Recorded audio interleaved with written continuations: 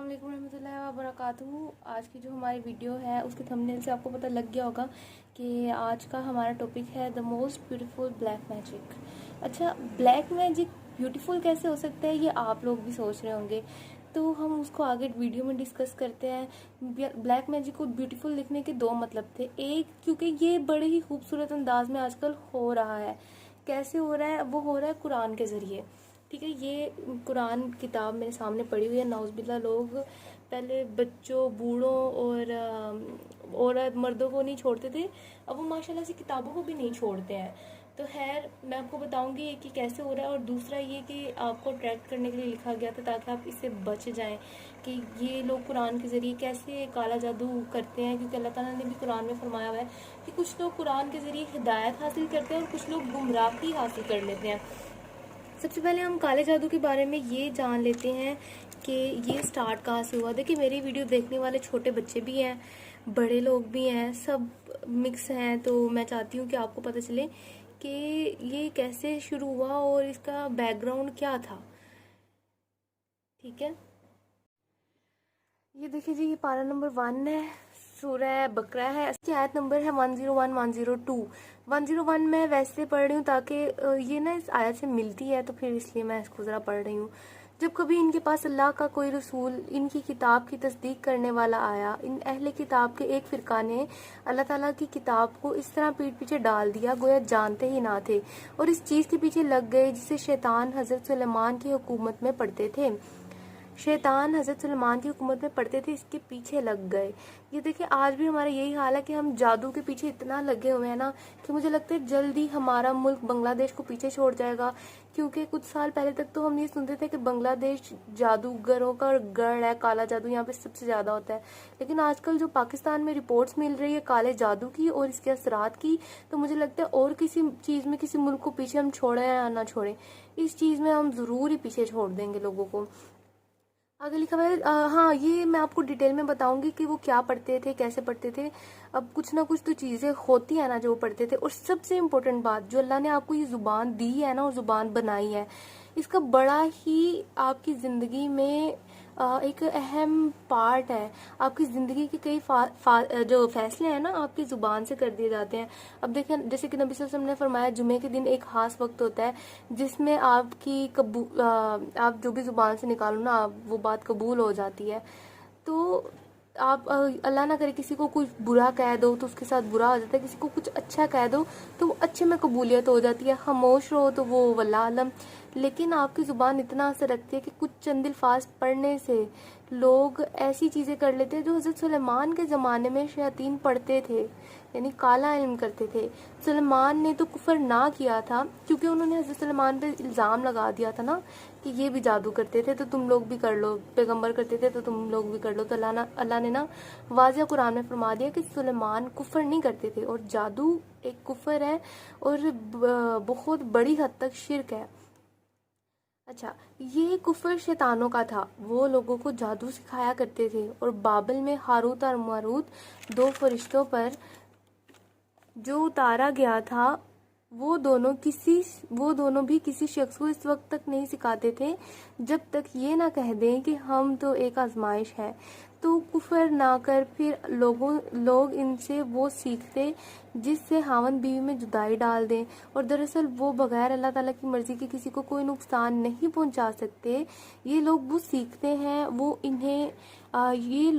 सीखते हैं जो इन्हें नुकसान पहुंचाए और नफ़ा ना पहुंचाए, और बिल यकीनन जानते हैं कि इसके लेने वाले का आखिरत में कोई हिस्सा नहीं, और वो बदतरीन चीज़ है जिसके बदले में वो अपने आप को फरोख्त कर रहे हैं। काश के ये जानते होते। और ये थी 102 नंबर आयत। मैं आपको इसकी डिटेल में बताती हूँ। सबसे पहली बात तो जादू बरहक है, आपने देख लिया, कुरान में लिखा हुआ है। एक मुसलमान होने की हैसियत से हम ये कह सकते हैं कि जादू होता है।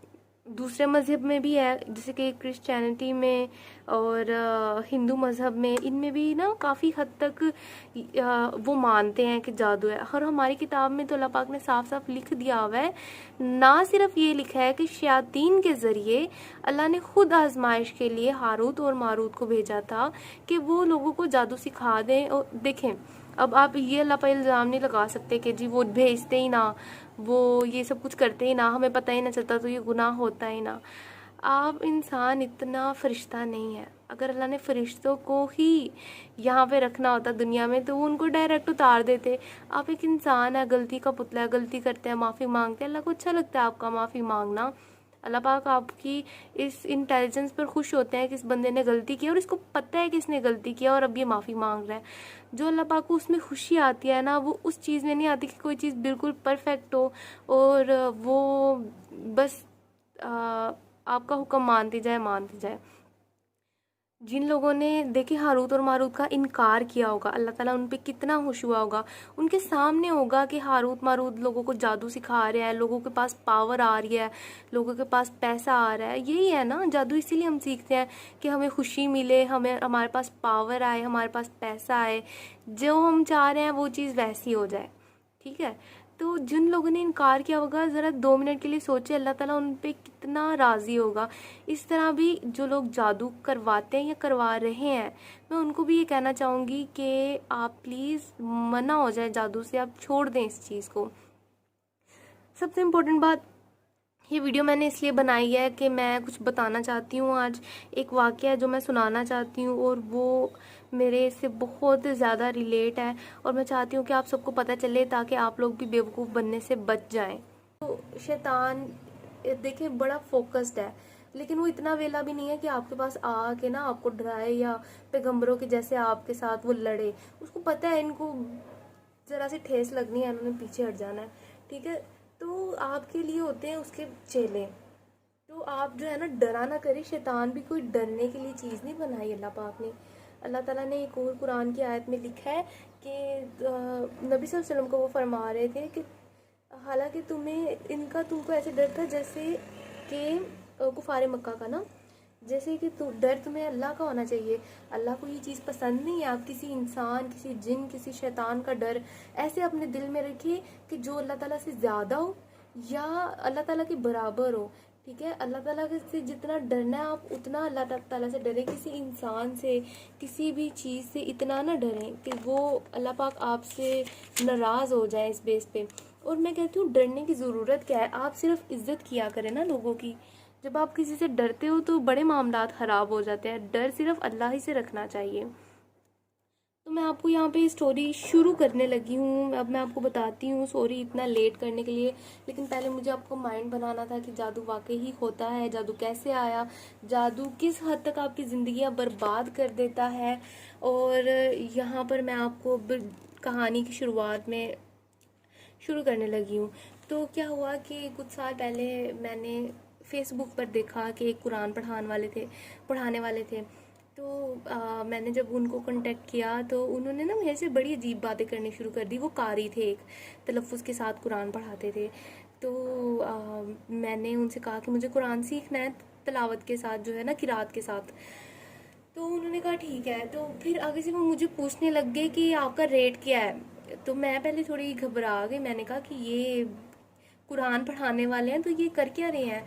जब उन्होंने मेरे साथ थोड़ी ऐसी वैसी बात की ना, मैंने उसी का स्क्रीनशॉट लिया और उनके पेज पे अपलोड कर दिया। कुछ लाख 2 लाख लोग उनसे पढ़ रहे थे उस टाइम पे। तो उन्होंने खैर मेरी पोस्ट डिलीट कर दी और कहा कि नहीं ये झूठ बोल रही है, ये है वो है। खैर इसके अलावा 2-3 और लोगों को मैंने ऐसे ही एक्सपोज किया।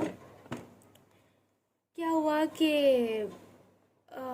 ऐसे ही करते करते मैंने एक और शख्स को देखा जो कि कुरान पढ़ा रहा था, नाम नहीं लूँगी मैं उसका। तो उसका मुझे कुरान पढ़ाना काफ़ी अच्छा लगा, नॉलेजफुल था और चीज़ें भी काफ़ी अच्छी बता रहा था। मैंने पढ़ना शुरू कर दिया। तकरीबन 2 साल गुजर गए। कभी मैं भी पढ़ती थी, छोड़ देती थी, पढ़ती थी, छोड़ देती थी। जॉब कर रही थी तो टाइम नहीं होता था इतना मेरे पास। फिर भी वैसे मैं अपना रेगुलर कुरान जो पढ़ती हूँ ना, वो मैं अपनी रूटीन अलग रखती थी। और दिन में एक दफ़ा सूरह यासीन की भी, उससे मुसीबतें बहुत हल हो जाती हैं आपकी। लेकिन उनसे लेक्चर्स लेना जो था वो मैं कभी पढ़ लेती थी, कभी छोड़ देती थी।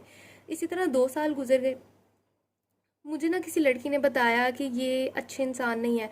मैंने कहा कि नहीं, देखो मैंने कितने कुरान पढ़ने वाले लोगों को देखा है, वो लोग सिर्फ करते ही उस चीज़ की बात है, मतलब इंटीमेट होने की या कुछ ऐसी बात, या एस डॉट डॉट के ना ऊपर बात करते हैं। तो ये देखो, इन्होंने कभी ऐसी बात नहीं की, ये अच्छे हैं। तो उसने मुझे कहा कि नहीं देखो, तुम फिर भी इन पर ना ट्रस्ट नहीं करना। खैर, गुजरते गुजरते वक्त 4 साल का गुजर गया, और जब 4 साल का वक्त गुजरा तो हम लोग ग्रुप में थे, और ग्रुप में मैं काफ़ी एक्टिव थी उनके। उन्होंने कहा कि एक लड़की थी, उसने कहा कि मैं जिन्नात के ज़ेरे असर हूँ, क्या मैं किसी बच्चे के करीब जा सकती हूँ जो भी हाल ही में पैदा हुआ है, उसको कोई नुकसान तो नहीं होगा मेरे से। उस शख्स ने कहा कि नहीं। उसकी इधर से एक आगे से औरत थी, वो पढ़ा रही थी, वो पर्सनली ट्रीट करता था लड़कियों को, लेकिन जो मेन थी ना सामने, जिसकी शक्ल सामने आ रही थी, वो एक औरत थी। उस औरत ने कहा कि नहीं, कोई मसला नहीं है, आप चली जाएं, आपको कोई मसला नहीं होगा उस बच्चे को। तो खैर वो चली गई। बाद में जब हम लोगों ने उससे पूछा तो उसने कहा कि मेरे ऊपर ना किसी पीर फकीर ने जादू किया हुआ है, वो मुझे ब्लैकमेल कर रहा था। तो हमने उसको रेकमेंड किया कि कुरान टीचर है, काफ़ी अच्छे हैं, उन्होंने हमारा भी इलाज किया है काले जादू का, तो आपका भी कर देंगे। तो उन्होंने जो है, लड़की ने ना कहा कि मैंने नहीं करवाना। हमने उसको फिर काफ़ी फोर्स किया कि नहीं, तुम एक दफ़ा ट्राई तो करो, ट्राई तो करो। तो उसने ना जब थोड़े दिन पढ़ा तो उसने छोड़ दिया। अच्छा, अब वो जो आलिम था ना, उसने हम लोग को कहा कि इसने पढ़ के छोड़ दिया है, इसके जिन्नात इसकी जान ले लेंगे, बड़ा कुछ हो जाएगा इसके साथ, ये सोच भी नहीं सकती, ये बर्बाद हो जाएगी, वो उसकी जान तक ले सकते हैं, वो उसको मार सकते हैं, वो उसको डराएंगे, वो इसके साथ पता नहीं क्या क्या ऐसा करेंगे, तुम लोग सोच भी नहीं सकती हो। हम लोग भी उसके बारे में फ़िक्रमंद हो गई। जब हम लोगों ने उसको फोर्स किया ना कि नहीं तुम पढ़ो, वो इलाज अच्छा करते हैं, वो लड़की पढ़ने लग गई। उसने शख्स ने उसको कहा कि तुमने मुझे 100% ओबे करना है, तुमने कोई भी चीज़ मेरी मना नहीं करनी। वो लड़की मान गई। उसने सोचा कि शायद ये ऐसे ही इलाज करते होंगे।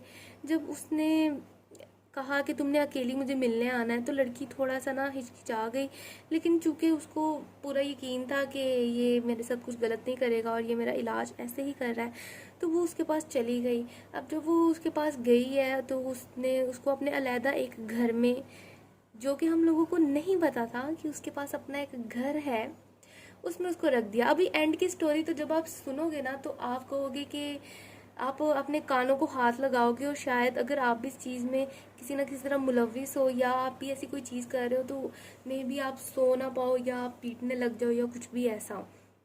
क्योंकि मैं तो 1 महीने तक सो नहीं पाई थी ये सब कुछ सुन के और ये सब कुछ देख कर। फिर क्या हुआ कि वो लड़की उसके जब पास गई उसके घर में, तो उसने ना उस लड़की का रेप किया, उसकी तस्वीरें खींची। लड़की ने तस्वीरें खिंचवाने से मना किया, लेकिन उसने कहा कि देखो, अगर मैं तुम्हारी तस्वीरें नहीं खींचूंगा ना तो तुम्हारा इलाज नहीं हो सकेगा। और उस लड़की ने कुछ दिन बाद, 10-12 दिन बाद, हम लोगों को स्क्रीनशॉट भेजे कि ये देखिए, इसने मेरे साथ ये सब कुछ किया है, और जब मैंने इसको मना किया था तो इसने कहा था तुम्हारा इलाज नहीं होगा, और इसने जो है कहा कि you need love, I need love, और ये सारी बातें मेरे साथ करता रहा है। जब हम लोग ये सुना तो हम लोग को पहले बिलीव नहीं आया। फिर उसने तस्वीरें भेजी, वॉइस मैसेजेस भेजे, 2-3 लड़कियों ने बात की, तो उस आलिम ने कहा कि हाँ मैं करता हूँ। उसने कहा कि हाँ, मैं और भी लड़कियों से जना कर चुका हूँ। उसने कहा कि लड़कियां मेरे ऊपर मरती हैं, वो कहती हैं हमने एक दफ़ा अपने आपके पास आना है, हमने अपने शोहरों को छोड़ के अपने पास आना है, और लड़कियां तो पता नहीं क्या क्या वो। और हालांकि देखिए, मैं किसी की शक्ल पे कमेंट नहीं कर रही, अल्लाह पाक ने हर एक को खूबसूरत बनाया है, लेकिन वो एक तो ओल्ड एज थे, दूसरा मुझे लगता है कि वो ऐसी लड़की को फंसाते हैं और उनके साथ जना करते हैं। मेरा नहीं ख्याल कि कोई लड़की उनको देखकर उनके पास आने के लिए मर रही होगी या तड़प रही होगी।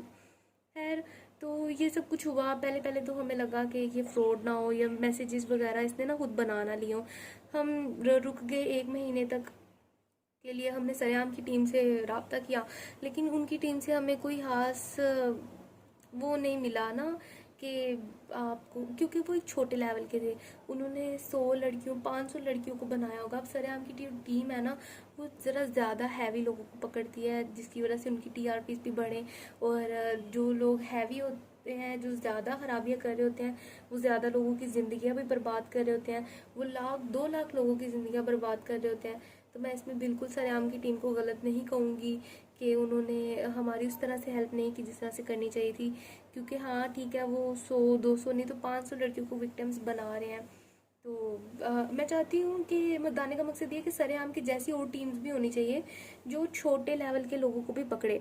अब जब हम 1 महीने के अंदर रुके हैं ना, तो 1 महीने के अंदर दौरान जो हुआ है वो सुन के आपके होश उड़ने वाले हैं। ठीक है, तो पहले कुछ दिनों की बात है, जब मैंने ये बात सुनी तो मैं थोड़ी जज्बाती हो गई। मैंने मैसेज कर दिया उनके ग्रुप में कि कोई आलिम अगर किसी लड़की का रेप करे तो उसकी सज़ा क्या होनी चाहिए।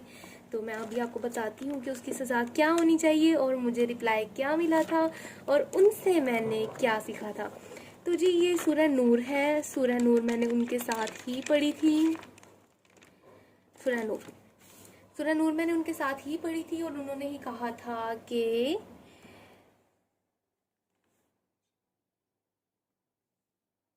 ये देखें जी, सूरह नूर पाना नंबर 18, सूरह नंबर 24। जानी मर्द बहस सॉरी, ये नहीं है, ये है कि हाँ, जनाकार औरतों और मर्दों में से हर एक को 100 कोड़े लगाओ, इन पर अल्लाह की शरीयत की हदबाजी करते हुए। तुम्हें हरगिज तरस ना खाना चाहिए अगर तुम्हें अल्लाह ताला पर और क़यामत के दिन पर ईमान हो। इनकी सज़ा इस वक्त तक मुसलमानों की एक जमात मौजूद होनी चाहिए। देखिए, जबरन जना करना मेरे नज़दीक तो बहुत बड़ा गुनाह है, लेकिन आप एक धोखे से भी जना कर रहे हो या आप आपस की सहमति से भी जना कर रहे हो तो ये भी कोई छोटा गुनाह नहीं कंसीडर किया जाएगा, ये भी एक बहुत बड़ा गुनाह है और इसकी भी सज़ा यही है। ये नहीं कि आपने धोखे से किया, लड़की की मर्ज़ी से किया तो उसकी सज़ा कम हो जाएगी। अल्लाह ने किताब में कहीं नहीं लिखा है कि आपने अपनी मर्ज़ी से किया है तो उसकी सज़ा कम है और अगर जबरन किया तो उसकी सज़ा ज़्यादा है। दोनों की सज़ा है और बहुत ज़्यादा है। और यहाँ पर मैं आपको गौर करवाना चाहूँगी, देखें, मुताबिक बदकारों से सज़ा मुकर्रर कर दी गई है, वो तुम मुझसे सीख लो। ये नबी सल्लल्लाहु अलैहि वसल्लम फरमा रहे हैं, सीख लो, और वो है कवारे गैर शादीशुदा मर्द औरत के लिए 100 कोड़े और शादीशुदा मर्द औरत के लिए 100 कोड़े और संसार के सरिये से मार देना है। फिर आपने शादीशुदा जानी को मामन सज़ा रजम दी और 100 कोड़े जो छोटी सज़ा बड़ी सज़ा के मद्दम हो गए। अब शादीशुदा जानियों के लिए सज़ा सिर्फ रजम यानी संसार की है। इसका मैं मतलब आपको बता देती हूँ, जिन लोगों की उर्दू इतनी ज़्यादा हैवी नहीं है, ठीक है, तो मैं आपको बताती हूँ इसका मतलब ये है कि अगर आप अनमैरिड हैं और आपने जना किया है तो, और आपके पास 4 गवाह भी हैं आगे जो कि सूरतों में आता है, या आपने खुद ही अपनी गवाही दे दी, या आपकी वीडियो रिकॉर्डिंग है, या आपके वॉइस मैसेज और आपके वॉइस नोट्स ये साबित करते हैं कि आप जानी हो, तो आपके लिए 100 कोड़े हैं। और अगर आप मैरिड हो और वो आलम दिन मैरिड था तो फिर आपके लिए संसार की सज़ा है। पहले संसार की सज़ा और रजम की सज़ा यानी 100 कोड़े और 100 कोड़ों के बाद मार देना, ये दोनों इकट्ठी दी जाती थी। लेकिन फिर ये कहा गया कि शादीशुदा जो मर्द है उसको सिर्फ सज़ा दी जाएगी फांसी की या फिर रजम की, यानी कि पत्थर मार मार के या कोड़े मार मार के उसको जान से मार देना। फिर उसके लिए ये सज़ा नहीं होगी कि उसको 100 कोड़े मारे जाए। फिर 100 कोड़े जो है वो अनमैरिड के लिए ही हैं। आपको समझ आ गया। और जब मैंने ये सवाल उस ग्रुप में उस औरत से पूछा जो कि उसकी साथी है काले जादू में और पैसे ऐंठने में और लड़कियों से जना करवाने में और लड़कियों को फंसाने में, उनको इस स्टेज तक लेके आने में, उसका जवाब मुझे ये मिला कि आपको अगर पढ़ना सेफ नहीं लगता तो आप पढ़ना छोड़ दें। मैंने तो एक सिंपल सा सवाल पूछा था कि उस आलिम की सज़ा क्या है जो लड़कियों के ऊपर रेप करता है। मैंने डायरेक्ट उसका नाम लेके नहीं कहा था कि आपका जो आलिम है वो रेप करता है, लेकिन आगे से उसको इतना गंदा और गलीज और घटिया जवाब मुझे मिला ना कि मैंने उसके ऊपर तो उसको फिर बातें भी बड़ी सुनाई थी और मैंने उसको कहा भी कि ये तो कोई जवाब नहीं है। लेक्चर्स में तो आप हमें ये बता रहे हो जो सूरह ये लिखा हुआ है कुरान में और ये तफसीर में लिखा हुआ है और आगे ये लिखा हुआ है 4 गवाह मिल जाए या अपनी आंखों से देख लो तो फिर आप यकीन करो वरना ना करो। और अब आप मुझे कह रहे हैं कि जी आप सेफ़ फील नहीं करते तो आप छोड़ दें। छोड़ तो मैंने दिए हैं उनसे पढ़ना, लेकिन उस टाइम पे नहीं छोड़ा था क्योंकि अभी कुछ और बातें थी जो मेरे सामने आनी ज़रूरी थी, शायद इसीलिए मैं नहीं छोड़ पाई थी उस टाइम पे। अच्छा जी, फिर ये हुआ कि अब वो जो है लड़की, उसने तो ये जवाब दे दिया। फिर मैंने उसको बताया, मैंने कहा देखो तुम एक औरत हो, कल को ये चीज़ तुम्हारी बेटी, ये जना के हाथ तुम्हारी बेटी पे भी आ सकते हैं, हम क्यों चुप रहे? आज हम पे भी आ सकते हैं, कल को नौज़बिल्ला हमारी बेटी पे, बेटियों पे, भाइयों पे, किसी के भी ऊपर आ सकता है। ये कोई एक औरत तक महदूद नहीं है। अब ये जानवर, मर्द, औरत, बच्ची, बच्चे, सबको ही इसने लपेट में ले लिया हुआ इस गुनाह ने। क्यों? क्योंकि इस्लाम के मुताबिक इसकी सज़ा दी ही नहीं जाती, किसी को भी नहीं दी जाती है। खैर, फिर उसके बाद हम लोग थोड़ा अर्सा फिर खामोश हो गए। हमें सरेआम की टीम ने कहा कि आपने खामोश रहना, जैसे हमें टाइम मिलेगा, हमें वॉलंटियर मिलेगी, हम आपको कांटेक्ट करेंगे। लेकिन आज तक उनका कांटेक्ट हमें नहीं आया। खैर, फिर उसके बाद हम लोग जो हैं अवेयर करना शुरू हो गए अपने तौर पे लड़कियों को कि आपने इनके पास नहीं जाना। तभी हमें पता चला कि एक लड़की अक्टूबर में इनसे मिलने जा रही थी। उसको भी हमने रोका कि आपने नहीं मिलना है उनसे। वो लड़कियों को बुला के अपने घर पे या अपने पहले घर में या दूसरे घर में या अपने प्लाट पे बुला के उनको तो उनके साथ जना करते हैं। जब उसने ये सुना वो शॉक हो गई। फिर उसके बाद हमने एक पुलिस ऑफिसर से रब्ता किया। जब पुलिस ऑफिसर को हमने तस्वीर और डिटेल्स भेजी तो उसने कहा कि इसको तो पहले भी आर्मी वाले पकड़ के लेके आए थे और ये तो एक टेररिस्ट है। मैं इतनी शॉक्ड हो गई। लेकिन हमने उसको बताया, अवेयर किया कि तुम मत जाना, क्योंकि ये अपने पहले घर में, अपने दूसरे घर में, जिसका हमें अंदाज़ा नहीं था, क्योंकि हमें तो ये कहते थे कि मुझे कोई फ़ीस नहीं भेजता, मैं तो भूखा मर गया हूँ, मेरी बेटी की फ़ीस के लिए पैसे नहीं है, ये है वो है ना। हमें तो ये झूठे ड्रामेबाजी हर एक को कहते रहते थे। और कितनी लड़कियां 30,000, 40,000, 10,000, 5,000, 1,000 अपनी सारी सारी ज़कात इनको दे देती थी। और उधर से इन्होंने एक ने 2 घर और एक प्लाट जो है वो लिया हुआ था, और वहाँ पे लड़कियों को बुला के नाउज़बिल्ला उनसे जना करते होते थे। ठीक, फिर इसके बाद ये हर लड़की को कहते थे कि जी मेरी बीवी में डिफ़ॉल्ट है, मेरी बीवी के बच्चेदानी में रसोली है, मैं उसके साथ नहीं कर सकता, तो तुम मेरे साथ मास्टरबेट करो। मुझे तो इस सब का आइडिया नहीं था। मुझे पता होता ऐसा कुछ है तो मैं बहुत पहले ही छोड़ चुकी होती। लेकिन मेरे साथ उन्होंने कभी ऐसी कोई बात कुछ भी नहीं की, और ना ही उनकी हिम्मत पड़ी। और मैं कहती हूँ आपसे भी करने की हिम्मत नहीं पड़नी चाहिए किसी मर्द की ऐसी वैसी बात। उनको मुंह तोड़ के उनके हाथ में पकड़ाया करें। खैर, वो औरत उनके साथ जो पढ़ाती थी हमें, वो उसके साथ बिल्कुल शामिल थी पूरी पूरी हर चीज़ में, उनके साथ जना करवाने में, काला जादू करवाने में, टेररिज्म करवाने में। तो दूसरी चीज़ जो हमें उनके बारे में पता चली वो ये थी कि वो एक टेररिस्ट थे। और वो कैसे पता चली? हमने जब सरेआम की टीम की तरफ से हमें कोई जवाब नहीं मिला, हम पुलिस के पास जो है ना हमने कांटेक्ट किया उनसे और कहा कि ये बंदा है, ऐसे ये चीज़ें हैं। उन्होंने, पुलिस वाले ने अपने एक आर्मी के दोस्त से कांटेक्ट किया, और जब उसने आर्मी के दोस्त से कांटेक्ट किया तो हमें पता चला कि ये वही शख्स, वो उसने कहा कि मैं शख्स को जानता हूँ पहले, और ये वही शख्स है जिसको मैं 2019 में पकड़ के लेके गया था। समार टीवी पे इसकी न्यूज़ भी चली थी कि ये एक टेररिस्ट है।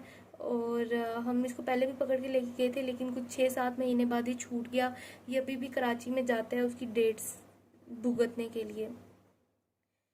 तो हम लोग बड़े शॉक्ड हुए, क्योंकि हमें गायब तो ये हुए थे लेकिन हमें आइडिया नहीं था ये क्यों गायब हुए। अब जो इनकी टीचर हैं, इनके साथ मिली हुई हैं, वो कहती थी कि ये बीमार है, किसी को कोई स्टोरी बताती थी, किसी को कहती थी दोस्त की वजह से प्रॉब्लम में है, किसी को कुछ, किसी को कुछ। लेकिन जब एक आर्मी ऑफिसर के हमने मुंह से सुना कि ये एक टेररिस्ट है और ये पहले भी हम इसको पकड़ के लेके जा चुके हैं, और अब भी ये उसी चीज़ में पकड़ा जाने वाला है, जो कि मैं कहती हूँ कि आर्मी की भी बहुत एक अच्छी बात है कि वो छोटा हो बड़ा हो क्रिमिनल हो उसको पकड़ लेते हैं। तो हम लोग फिर एक तरफ से शौक में भी आ गए कि हम एक टेररिस्ट से पढ़ रहे थे इतने टाइम, और एक तरफ से स्कूल में भी आ गए कि वो दोबारा भी पकड़े जाने वाला है। फिर क्या हुआ कि कुछ अरसे बाद हम लोग इंतज़ार कर रहे थे। उन्होंने हमें मना किया कि आपने कोई ऐसी एक्टिविटी नहीं करनी जिसकी वजह से उनको पता चले कि आप लोग इस चीज़ में इन्वॉल्व हो, या आप लोग को कुछ पता है रेप का या टेररिज्म का। हम लोग चुप कर जाए। अभी तक हमें कोई आइडिया नहीं था कि ये औरत और ये मर्द जो है ना मिलके काला जादू करते हैं। हमने कुछ लड़कियों से जो भरोसे के लायक थी उनसे बात करनी शुरू की। 2-4 लड़कियों से हमने बात की, उन्होंने भी कहा कि ठीक है आप बता दीजिएगा जब ग्रुप छोड़ना होगा तो वो मिल के छोड़ देंगे ग्रुप। फिर क्या हुआ कि कुछ टाइम बाद हमारे ऊपर ना अजीब व गरीब कैफियतें शुरू हो गई कि हमें लगने लग गया कि नहीं, शायद वो ठीक है, शायद वो अच्छे हैं। हमारे आसपास की चीज़ें आप गिरने लग गई, कपड़े गायब होने लग गए। मेरे खुद एक कमीज़ मैं घर पूरा छान मारा, मुझे नहीं मिली, और 20 दिन बाद वो मेरी आंखों के सामने पड़ी हुई थी और मैं बड़ी हैरान हो गई इस बात पे। तो मुझे बड़ी ही ये चीज़ें जो है ना अजीब लगी और बड़ी ना खटकी। मैंने इस्तिहारा किया। जब मैंने इस्तिहारा किया तो मेरे पहले दिन ख्वाब में आया कि ये लोग सांप हैं, वो औरत भी और ये मर्द भी। दूसरे दिन इस्तिहारे में आया कि वो मुझे बांध रहे हैं और मुझे जला रहे हैं। 5 दफ़ा उन्होंने मुझे जलाया। देखिए, हम छोटे इंसान हो सकते हैं लेकिन इस्तिहारा एक छोटा अमल नहीं हो सकता, ठीक है। और फिर ऐसे मेरी एक और दोस्त ने इस्तिहारा किया और उसको साफ साफ इस्तिहारे में आया कि ये औरत जो है तुम पे, उसका नाम बाकायदा आया जो मैं पढ़ा रही थी, ये तुम पे काला जादू करवाती है। तो हम लोग बड़े शॉक्ड हुए। फिर भी मैंने तो उसी टाइम पे फिर छोड़ दिया ग्रुप वगैरह सब कुछ। लेकिन लड़कियों को मैंने अवेयर कर दिया कि ये लोग डेंजरस लोग हैं। उनको मैंने पूरी स्टोरी नहीं बताई। मैंने बस उनको यही कहा कि ये रेप वगैरह करते हैं, काले जादू या टेररिज्म का नहीं बताया। मुझे लगा ये एक इलीगल एक्टिविटी होगी या व्हाट्सएप से कोई मेरी वजह से ये ना हो कि वो अवेयर हो जाए या कुछ ऐसा वैसा हो जाए। तो मैंने उसको जो है ब्लॉक वगैरह कर दिया और सब लड़कियों को अवेयर कर दिया कि आप नहीं जाना अकेली इनसे मिलने। फिर आई कुछ लड़कियां हमारे सामने जिन्होंने कहा कि हाँ जी, 1-2 महीने हमारी इससे बात हुई है। फिर इसने हमारे साथ डिटेल लिया, हमारे रिश्तेदारों के बारे में पूछा है। फिर हमारे ऊपर काले जादू के असरात होना शुरू हो गए थे। चीज़ें नज़र आना, कपड़े गुम जाना, कपड़े फट जाना, अचानक आग लग जाना, जलने की बदबू आना, डरावने ख्वाब आना, डर लगना, ये सब कुछ होने लग गया। और जैसे इसने हमें इलाज बताया तो हम ठीक भी हो गए। इससे हमें इस पर ट्रस्ट आ गया। हम और लड़कियों को भी रेकमेंड करते थे। और ये जो है हमारे से पैसे भी लेता था। हम अपनी बहनों से, भाइयों से लड़ के, अपने हस्बैंड से लड़ के इसको पैसे भेजा करते थे, ज़कात दिया करते थे, सदकात दिया करते थे, फिदिया, फीस और पता नहीं क्या क्या दिया करते थे। फिर भी हमें यही कहता था कि मेरे पास इनफ पैसे नहीं होते हैं, मेरे पास खाने के पैसे नहीं है, मेरे पास तो जेब में 1000 रुपये हैं, ये है वो है। खैर, जब हमें ये पता चला तो हम पीछे हट गए और हमने बिल्कुल इससे राब्ता ख़त्म कर दिया। आपके साथ स्टोरी शेयर करने का मतलब ये था कि एक और इंसान था ऐसा ही, जो इसके बाद लोगों के मुझसे काफ़ी सवाल पूछे, काफ़ी ज़्यादा ना, कि ये कैसे हो सकता है, उनके पास तो इतना इल्म था। तो उसका जवाब मैं इस वीडियो में देना चाहूँगी कि भाई उनका इल्म अपना कुछ भी नहीं था, वो सारा कॉपी पेस्ट था। डॉक्टर इसरार अहमद के लेक्चर्स, जाकिर नाइक के लेक्चर्स और दूसरे उलमा के लेक्चर्स जो बड़े लंबे लंबे और लेंथी होते हैं, जो हम लोग नहीं सुनते हैं, उसकी बजाय हम प्रेफर करते हैं कि हम छोटे छोटे लेक्चर सुने। वो उन बड़े बड़े लेक्चर्स को सुनते थे, बड़ी बड़ी किताबें पढ़ते थे और उसी में से रिसर्चेस निकाल के हमें सुनाया करते थे। कुछ डायलॉग्स उनके मूवीज़ के होते थे, कुछ कहीं से वो डेटा इकट्ठा करके तो बस मिक्स करके एक लेक्चर बनाया, हमें दे दिया और हम भी बेवकूफ़ाना हरकत करके उसको सुन लेते थे और उसी पे ही बिलीव कर लेते थे। अच्छा, इसके अलावा लोग मुझसे पूछते हैं कि कुरान पढ़ाने वाला काला जादू कैसा कर सकता है, कुरान पढ़ाने वाला टेररिस्ट कैसे हो सकता है, कुरान पढ़ाने वाला ज़ना कैसे कर सकता है। तो मेरा आपको ये जवाब है, देखें, कुरान पढ़ाने वाला ये सब कुछ नहीं कर सकता, लेकिन एक बंदा जो ज़ना करने का आदी हो चुका हो, जिसको नई नई लड़कियों का टेस्ट चाहिए हो, एक बंदा जो काले जादू का आदी हो चुका हो, जिसको पैसा चाहिए, लोग मुझे पैसा दें और मैं उनका काम कर दूं, एक वो बंदा जो कि टेररिस्ट की लत उसको लग चुकी है, लोगों को तकलीफ देने की, उसको दुख देने की, लोगों को डराने की एक पावर उसके हाथ लग गई हो ना, वो बंदा नेक बनने के लिए कुरान ज़रूर पढ़ा सकता है, लेकिन एक कुरान पढ़ाने वाला ये काम नहीं कर सकता। कहते हैं ना कि कुछ कुरान की आयतें लोगों के दिलों पे असर कर जाती हैं और कुछ के दिलों पे असर करती नहीं है, तो वो भी इन्हीं लोगों में से था। साथ ही मैं एक वीडियो का छोटा सा हिस्सा कोट कर रही हूँ कि जो लोग कुरान से काला जादू करते हैं ना, उनके जिस्म में किस तरह फिर कीड़े डलते हैं और जब उनके सामने फिर कुरानी आयतें आती है ना, तो कीड़े उबल उबल के उनके जिस्मों से बाहर आते हैं। और नाउज़बिल्ला, जब वो पहले तो कुरान पढ़ाते हैं, बड़े अच्छे बनते हैं, फिर उसके बाद वो लोगों से नाउज़बिल्ला सजदे करवाते हैं, उन अपना स्टूल खाने को कहते हैं, यानी कि पहाना खाने को कहते हैं, और उनसे पैसे ऐंठते हैं और उनको कहते हैं कि अपने घर वालों को भी खिलाओ, ये सारे काम नाजायज़ हैं, इनमें से आप कोई काम ना किया करें। क्या फ़ायदा हो जाएगा आपकी मर्ज़ी चला के? आपको कुछ भी नहीं ना। अगर आपकी 2 मिनट इंसल्ट हो भी जाती है, या आपको कोई पसंद नहीं करता है, या आपको अपने पसंद का हस्बैंड नहीं मिलता है, या आपको किसी ने धोखा दिया, तो भाई क्या ज़रूरत है उसका नुकसान करने की? दफ़ा कर दो उसको। क्या ज़रूरत है उसके पीछे पीछे भागने की? ये स्टोरी बताने का मतलब किसी की इज्जत उछालना नहीं है।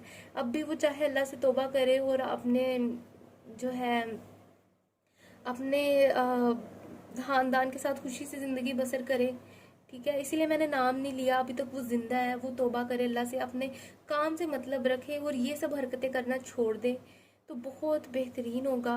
बाकी अल्लाह पाक बेहतर जाने, अल्लाह पाक के हाथ में ये पूरी दुनिया है। कोई कब तक गुनाह कर लेगा? आप कब तक काला जादू करवा लोगे? आप तक कब तक आप पर काला जादू असरअंदाज कर लेगा? डरा ना करें। सूरह नास, सूरह फलक का विर्द हमेशा रखा करें, नमाज पढ़ा करें, अल्लाह पाक का जिक्र किया करें, तो इंशाल्लाह काला जादू क्या कोई कितना भी कुछ भी होगा ना, आप पे कुछ चीज़ असर नहीं करेगी। हालांकि लोगों के जो फिजिकल वार होंगे ना, वो भी आप पे असर नहीं करेंगे। सूरह नास और सूरह फलक की जो है ना, आपकी ज़ुबान से हरकत जो निकलेंगी वो इतनी माशाल्लाह पावरफुल है। देखिए, आपकी ज़ुबान बहुत मायने रखती है, क्योंकि ज़ुबान से ही शैतान और इंसान कोई इंचेंट्स बोलता है, कोई जादू की चीज़ें बोलता है तो असर होता है। जैसे ही आप सूरह नास, सूरह फलक बोलेंगे तो असर होगा। तवीज़ धागे पहनना छोड़ दें, ये एक आंख वाला सिंबल लगाना जो कि नज़र से बचाता है वो लगाना छोड़ दें। वो सारे शैतानी काम है, उससे शयातीन और आपके करीब आते हैं। और एंड पे होता ये है कि आप अपने हवास खो बैठते हैं। आपको लगता है कि मैं ठीक हो गया हूँ, लेकिन एंड पे आप ठीक नहीं होते हैं, बल्कि शैतान ने पूरा का पूरा कंट्रोल आप पे कर लिया होता है। आप नमाज नहीं पढ़ पाते, आप कुरान नहीं पढ़ पाते, आप अपने काम नहीं ठीक से कर पाते, और आपको लगता है कि मैं ठीक हूँ, हालांकि आप ठीक नहीं है। सूरह नास और सूरह फलक को अपनी ज़िंदगी से कभी ना निकालें, अपने दिन से, अपने 1 घंटे से कभी ना निकालें। उसको लाजमी पढ़ें और मुसलसल पढ़ते रहें। इसी के साथ ये वीडियो एंड करती हूँ। दूसरी वीडियो का लिंक आपको डिस्क्रिप्शन में मिल जाएगा। ये भी एक वही कहानी है कि कुरान पढ़ाने वाला बंदा काला जादू करता था, और उसका अंजाम फिर इतना गंदा हुआ ना, कि मैं कहती हूँ हर वो इंसान जो तौबा ना करे, कुरान के ज़रिए जादू सिखाए, उसका अंजाम यही होना चाहिए, ये इससे भी बुरा होना चाहिए, ताकि लोगों के लिए इबरत का निशान बन जाए कि भाई कुरान पढ़ाते वक्त आपने ना जादू करना है, ना जना करना है, ना ऐसी कोई टेररिज्म वाली एक्टिविटी करनी है। अल्लाह हाफिज़, अपना ख्याल रखें, स्टे सेफ।